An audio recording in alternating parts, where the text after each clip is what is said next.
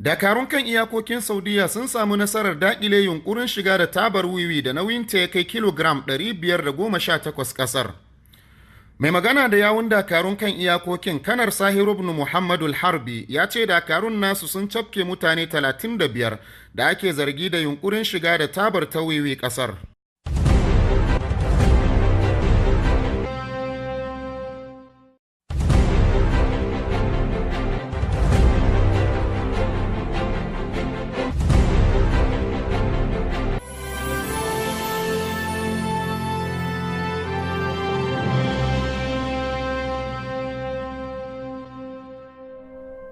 Sarki Salman ibn Abdulaziz Ali Saud na Saudiya ya ja hankulan kasashen duniya kan katsalandan da tsoma bakin kasar Iran a harkokin cikin gida na kasashen waje.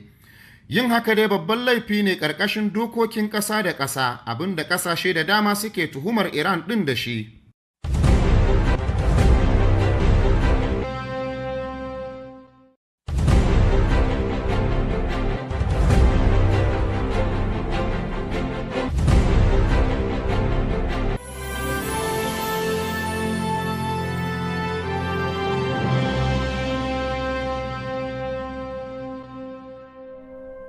Shugaban ƙasar Amurka Donald Trump ya yaba wa Saudiya kan jajircewar da ta yi don tabbatuwar halastacciyar gwamnatin ƙasar Yaman wacce Huthawa masu samun taimako daga Iran ke ƙoƙarin kifarwa.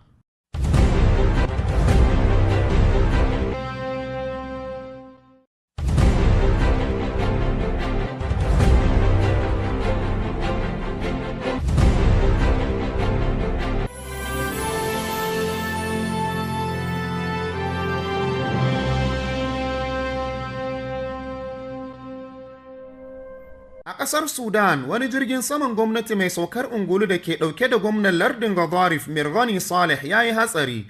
Tuni dai gwamnan ya riga mu gidan gaskiya, waɗanda suka rasu a wannan hatsari sun haɗa da shugaban ma'aikatan lardin da kwamishinan 'yan sanda da ministan harkokin noma.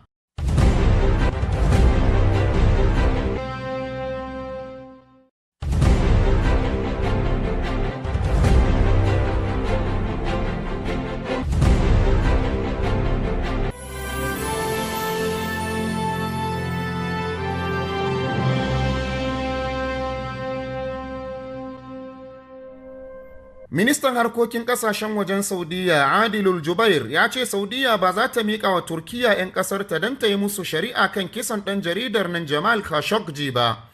Ministan ya ce tuni dai suka tuhumi mutum 11 a kan wannan laifin.